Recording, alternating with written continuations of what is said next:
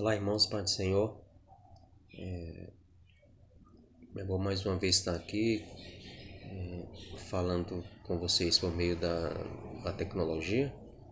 Temos que aproveitar a tecnologia para o bem, né? Hoje é quinta-feira, dia da nossa escola bíblica, e eu quero trazer uma palavra não só para os irmãos da igreja de Jataí, mas para todos aqueles que virem esse vídeo, né? Acredito que serão alcançados. Existe uma palavra bem pequenininha no nosso português. Em outras línguas também ela é pequena. Em inglês também só é duas letras. É a palavra se, que em alguns casos ela é uma conjunção subordinativa condicional. Ela é uma conjunção subordinativa. Ela inicia uma oração adverbial condicional, ou equivale a caso. Caso aconteça isso, o resultado é aquilo. E há muito tempo, eu não sei se foi na internet, já faz muitos anos que eu achei um texto sobre o se. E ele diz assim: se você pudesse entrar num túnel do tempo, em que época você escolheria viver? Se pudesse ir morar em outra parte do mundo, aonde você iria? Se ganhasse R$ 1 milhão, como gastaria? Se pudesse mudar algo em sua pessoa, o que escolheria? Se pudesse mudar algo em sua igreja, o que mudaria? Se pudesse ser outra pessoa, quem escolheria? Se pudesse ter resposta para uma questão difícil, qual você escolheria? São perguntas bem importantes, algumas delas são só para aguçar a nossa mente, mas a título de introdução, a gente percebe que as palavras são a maneira só de nos comunicarmos. E Deus, quando ele decidiu se comunicar com o ser humano, ele fez isso por meio de palavras, né? Então, ele usou as palavras, né, nas línguas que foram criadas, né? Então, dessa forma, a gente precisa estar atento, né, às palavras que Deus utilizou no meio como processo de comunicação conosco, com os seres humanos. Essas palavras que Deus falou, elas estão contidas na Bíblia Sagrada, objeto de papel, onde estão gravadas as palavras de Deus por meio dos escritores inspirados, né? E essa condicional, essa conjunção subordinativa condicional, ela também está na Bíblia. Eu quero meditar um pouquinho com vocês em 3 versículos onde ela aparece. Lá em 2 Timóteo capítulo 2, de 11 a 13, diz assim, aliás, 3 versículos, né? Esta é a palavra digna de confiança, ou esta palavra é digna de confiança. Se morremos com ele também viveremos. Se perseveramos com ele também reinaremos. Se o negamos, ele também nos negará. Se somos infiéis, ele permanece fiel, pois não pode negar-se a si mesmo. Se, né? Os três versículos começam ou estão inserido essa partícula, essa condicional se. O que isso pode trazer para nós? Versículo 11. Se morremos com ele. Aqui é uma condição, né? E aí é onde entra uma coisa muito, muito séria, porque muita gente acha que todo homem é filho de Deus, mas nós acreditamos que todo homem é criatura de Deus. E esse versículo 11 diz: se nós morrermos, ou se nós morremos com ele, ou seja, aqueles que entregaram sua vida para ele e que entenderam a morte dele, é que passam a viver com ele. Então nem todo mundo morreu com Jesus. né? Todo mundo foi criado por Deus, mas nem todo mundo morreu com Jesus. Então a Bíblia deixa claro que Jesus morreu pela humanidade, mas também fica muito claro na Bíblia que a humanidade não morreu com Cristo. O que significa morrer com Cristo? Jesus veio a esse mundo como um homem, foi incompreendido, rejeitado pelos seus irmãos judeus, pelos romanos e outros, na sua grande maioria. E não apenas isso, mas ele foi morto por eles.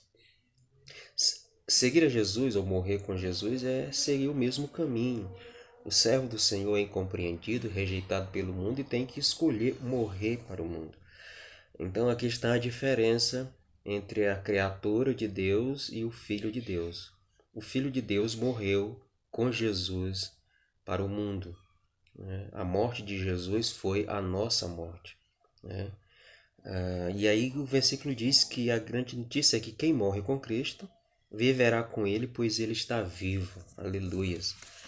Então essa é o primeiro si que eu quero compartilhar com vocês, né? Então você que está ouvindo, está vendo esse vídeo, se você ainda não entendeu isso, morrer com Cristo significa deixar as coisas do mundo de lado e entregar sua vida para Jesus, né? Morrer com Ele. O texto diz muito claro: se morremos com Ele também viveremos. O segundo cita no versículo 12 é: se perseveramos com Ele, né, com Ele também reinaremos. Há uma promessa, né, de que a igreja do Senhor reinará juntamente com Jesus, mas esse reino ele é povoado por aqueles que morreram com Cristo, né?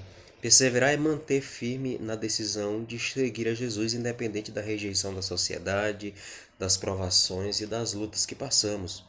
Quando Jesus diz ser fiel até a morte e dar-te a coroa da vida, ele não está apenas dizendo que eu devo permanecer servo até a hora da minha morte, mas ele está dizendo que além disso, ele está dizendo que seus servos se tiverem que enfrentar a morte, né, esse servo deve enfrentar a morte sem medo. É isso que significa ser fiel até a morte, né? Jesus ainda diz lá em Mateus 24:13: aquele que perseverar até o fim será salvo. Talvez alguém possa dizer: puxa, que dramático, né? Pode até ser, mas é condição de Deus. Pois o Senhor não vai querer ninguém que volte atrás ou que volta atrás nas suas decisões no seu reino. Ele não vai querer porque a promessa vinculada a essa condição diz que reinaremos também com ele. Jesus é rei e soberano e não vai permitir que alguém inconstante, sem firmeza em suas decisões, de segui-lo na vida, que enquanto estamos aqui, vai e volta, sai da igreja, volta para a igreja, se desvia, como alguns falam. Essa não é a característica do verdadeiro servo do Senhor, né? Que o texto diz é que se nós morremos com ele viveremos. Se perseverarmos com ele também reinaremos. Então, os que irão reinar junto com o Senhor são aqueles que são perseverantes, que mantêm firme, né? Muita gente tem procurado um reino aqui na terra, ou um reinado aqui na terra. É o rei do gado, o rei da soja, o rei do futebol, da música e tantos outros reinados que ouvimos e vemos por aí. Fora aqueles que mantêm um desejo secreto de reinar sobre alguma coisa. Estes já estão recebendo a sua recompensa. Mas aqueles que quiserem reinar com Jesus na eternidade terão que perseverar com Ele. Não tem como ser diferente. Um outro se é, versículo 12, a parte B: se o negamos, né? Negar a Cristo vai muito além de simplesmente dizer eu não quero Jesus na minha vida. Muitas vezes o negamos quando não obedecemos a sua palavra, quando procuramos argumentos para justificar os nossos pecados.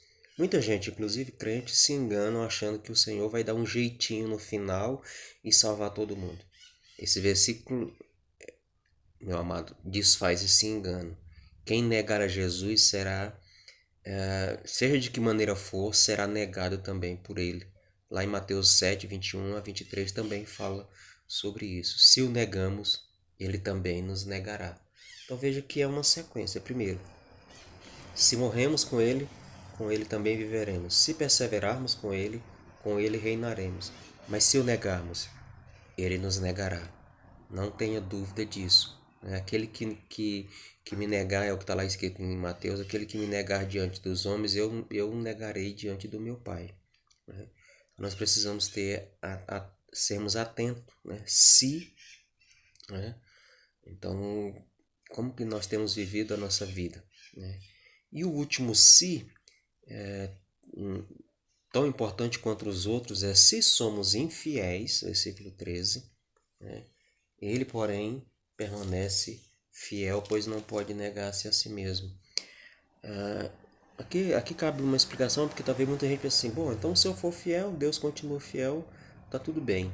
Não é bem assim, né? O que o texto está querendo dizer é que a nossa infidelidade não não destrói a fidelidade de Deus, não diminui a fidelidade dele. Mas se eu for infiel ao Senhor, certamente isso terá consequências, né? Então todo pecado é uma afronta com o Senhor, contra o Senhor.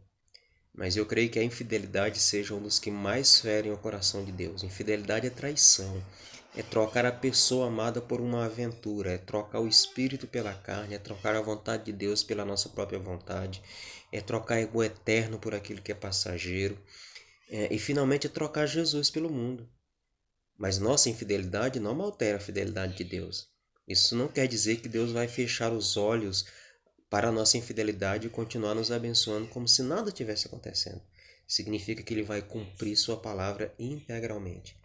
Há um livro na Bíblia, eu estou lendo agora ele, o livro de Oséias, onde Deus faz algo muito claro em relação à questão da infidelidade. E ele diz muito claro que ele vai castigar a infidelidade de Israel e não será diferente com os outros, né? Se somos infiéis, ele permanece fiel. Ele diz que ele vai pedir contas de tudo aquilo que nós fizemos ou deixamos de fazer. Ele vai fazer isso. Então Deus vai permanecer fiel. Então esse se, ou esse último se desse trecho, ele nos incentiva a não sermos infiéis. Porque Deus vai cumprir, Deus é fiel e Ele vai cumprir integralmente a palavra dele, tanto no sentido de dar a vida eterna àqueles que o aceitaram, como cumprir a sua promessa de justiça para com aqueles que não quiseram nada com Ele, né? Então, a nossa vida está cheia de condições. Em todas as áreas acontece um se. Esse texto da Palavra de Deus fala de duas situações tremendamente importantes em nossa vida: salvação eterna e perdição eterna. As duas dependem da nossa postura, se. Se morremos com Ele viveremos. Se perseverarmos com Ele também reinaremos. Mas se o negamos, Ele também nos negará. Se somos infiéis, Ele permanece fiel. Você está tendo dificuldade para morrer com Cristo para o mundo? Não está conseguindo perseverar junto dele? Ou quem sabe você o tem negado com suas palavras e atitudes e não tem conseguido manter-se fiel ao compromisso com ele? Se você quiser, tudo isso pode mudar hoje, né? É só você assumir um compromisso com o Senhor. Vamos orar? Pai, nós te agradecemos pela tua bondade e pela tua misericórdia. E nos ajuda, Deus, a sermos fiéis ao Senhor, a morrermos para o mundo contigo, perseverarmos juntamente contigo, Pai. Fica conosco, ó Deus, e abençoa a vida do teu povo nesse restante de noite e restante de semana. É o que eu te peço em nome de Jesus, Pai. Amém. Deus abençoe a todos vocês, né, e um restante de final de semana, daqui para o final de semana, na graça do Senhor. E ore por nós, porque nós estamos pretendendo, começamos a fazer algumas limpezas, fizemos alguma limpeza lá no templo e queremos nos reunir domingo para ministrar a ceia. Mas precisamos da graça do Senhor para fazermos isso. Orem por nós. Deus abençoe.